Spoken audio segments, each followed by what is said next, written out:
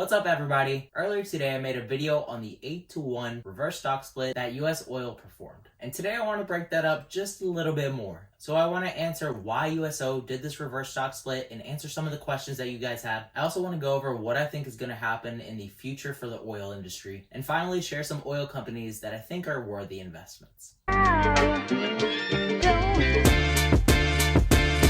If you're new here, my name is Greg, and today we hit over 100 subscribers for this channel. I want to thank you guys so very much for this. And if you find any of this information that I'm giving you helpful, make sure to like this video, subscribe, and hit the bell so you're notified every single time that I post a video. Also, before I forget, I made a Discord channel because I want to share what I'm investing in real time for you guys. And that'll be the first link in the description below. Now let's get into what happened to USO today because it's super confusing for everybody. They announced a reverse 1-to-8 split today, which means that if you previously owned 8 shares, now you own 1 share. But that 1 share is 8 times as valuable as it was before. Now a lot of people didn't own shares that were multiples of 8. Let's say you owned 17 shares of US oil before this reverse stock split. 17 divided by 8 now gives you 2 shares of US oil, and the rest will be refunded to you. And the timing of which really depends on your brokerage account, but you should be expecting this in a matter of 2 weeks. If you're wondering why in the world the people in charge of US oil decided to make this decision and freak everybody out, I'm freaking out, man.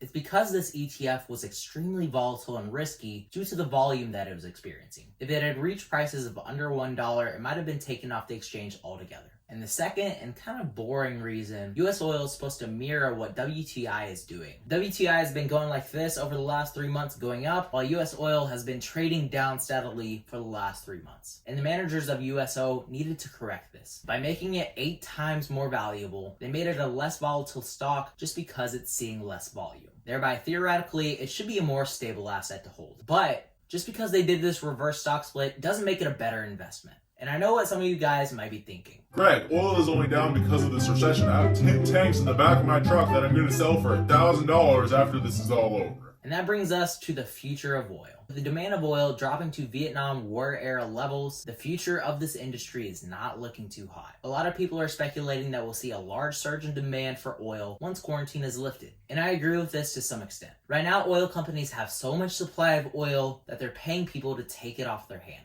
North American tankers was previously used to ship oil across seas, and now they're being used to store this oil. Right now we have a lot of excess oil, and as long as supply is above demand, oil companies are going to continue to have to pay to store this oil. Once we see the economy reopen, sure, we will see an increase in demand, but it won't be to the level that it previously was. The economy is going to be opening back up slowly. Oil, which is used for airplanes, cruise lines, and cars, isn't going to be in high of a demand as it previously was. Think about it.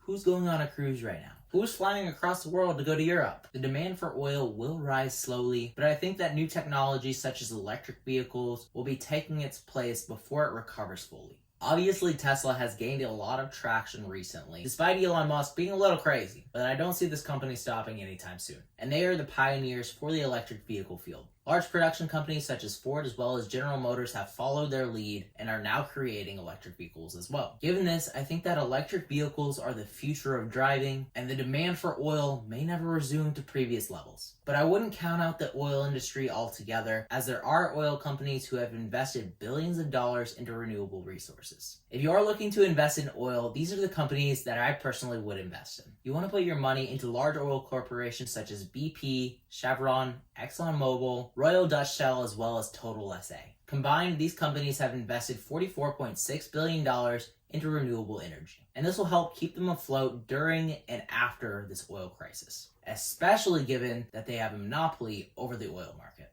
ExxonMobil has allocated $1 billion each year towards research and carbon-reducing technologies, and they have invested $500 billion to produce synthetic crude. Given all of these investments that ExxonMobil has made, they are number 1 for me in the oil industry. BP has a very similar approach to ExxonMobil, but they aren't investing quite as much into renewable resources. And Chevron is a little bit behind on this bandwagon, but they recently started investing into renewable resources that can power 100,000 homes each year. And this isn't a lot, but it's a good start for Chevron. This combined with them being a household name puts them in a really good position, and it's something that I'll definitely be keeping an eye on.